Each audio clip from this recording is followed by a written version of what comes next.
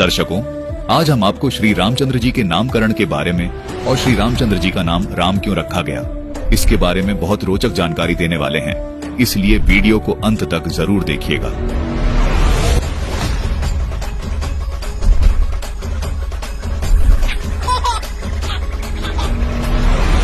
अयोध्या के राजा और श्री रामचंद्र जी के पिता राजा दशरथ जी के कुलगुरु यानी पुरोहित थे ऋषि वशिष्ठ जी। ऋषि वशिष्ठ जी राजा दशरथ जी के धार्मिक कार्यों में अनुष्ठान आदि भी करते थे, जैसे यजमानों के बच्चों के जन्म के समय धार्मिक अनुष्ठान करना, उनके बच्चों का नामकरण करना, उनके विवाह का शुभ समय बताना और यजमान के परिवार में मृत्यु के बाद उनका कर्मकांड करना। लेकिन दर्शकों, हम आपको बताना चाहेंगे कि ऋषि वशिष्ठ जी यह जानते थे कि पुरोहित का कार्य सही नहीं है, क्योंकि कर्मकांड करना और पुरोहित द्वारा की जाने वाली क्रियाओं को वे नीच कार्य मानते थे। आइए हम आपको इसके प्रमाण दिखाते हैं। रामचरितमानस उत्तरकांड दोहा 47 की चौपाई 3 देखिए, यहाँ लिखा है, महिमा अमिति वेद नहीं जाना, मैं कही भांति कहूँ भगवाना, उपरोहित्य कर्म अति मंदा, वेद पुराण सुमृति कर निंदा, हे भगवान आपकी महिमा की सीमा नहीं है, उसे वेद भी नहीं जानते, फिर मैं किस प्रकार कह सकता हूँ। पुरोहिती का कर्म पेशा बहुत ही नीचा है, वेद पुराण और स्मृति सभी इसकी निंदा करते हैं।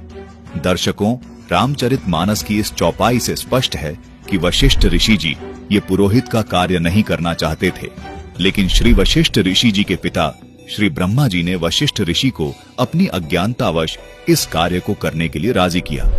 ब्रह्मा जी ने कहा कि पुत्र, आगे इस सूर्य वंश में ब्रह्म परमात्मा अवतार लेंगे, तुम्हें उनके दर्शनों का सौभाग्य प्राप्त होगा, तुम्हारा यश बढ़ेगा।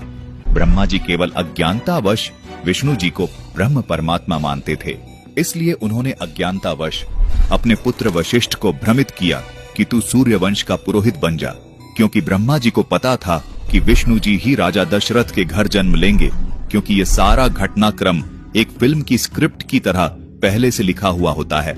इसीलिए ब्रह्मा जी ने वशिष्ठ को पहले ही बता दिया था कि विष्णु जी श्री दशरथ के घर सूर्य वंश में जन्म लेंगे। दर्शकों, अब इसी आधार से ब्रह्मा जी ने अपने पुत्र वशिष्ठ जी को भ्रमित किया, जिस कारण से वशिष्ठ ऋषि जी ने राजा दशरथ के पुत्र का नाम रामचंद्र रखा। कबीर परमात्मा कहते थे कि सर्व का पालन करता केवल अविगत राम है, यानी आदि राम है। वही वास्तव में अविनाशी है, वही शत्रुओं का नाश करने वाला है, पाप नाशक है और सबका साथी है। शुभ लक्षणों से युक्त वही राम है। हर युग में ऋषिजन कबीर परमात्मा से राम नाम की महिमा इसी प्रकार सुनते आ रहे थे और परमात्मा को राम के नाम से जानने लगे थे। दर्शकों, अब हम उसी प्रसंग पर वापस आते हैं कि राजा दशरथ के पुत्र राम का नाम इसीलिए रामचंद्र रखा गया क्योंकि वशिष्ठ जी को पता था कि राम नाम पूर्ण परमात्मा का उपमात्मक नाम है। अपने पिता ब्रह्मा जी से अधूरे ज्ञान से वशिष्ठ जी ने ये मान लिया था कि राजा दशरथ के घर पर पूर्ण परमात्मा जन्म लेंगे, जबकि वेदों में स्पष्ट है कि पूर्ण परमात्मा माता के गर्भ से जन्म नहीं लेता, उसकी परवरिश कुंवारी गाय के दूध से होती है। लेकिन अज्ञानतावश ऋषि वशिष्ठ जी ने राजा दशरथ के पुत्र श्री राम यानी विष्णु जी का नाम राम रख दिया। सतयुग से ही सभी ऋषि जनों ने कबीर परमात्मा की वाणियों में सुना हुआ था कि राम यानी पूर्ण परमात्मा सबका धारण पोषण करने वाला है।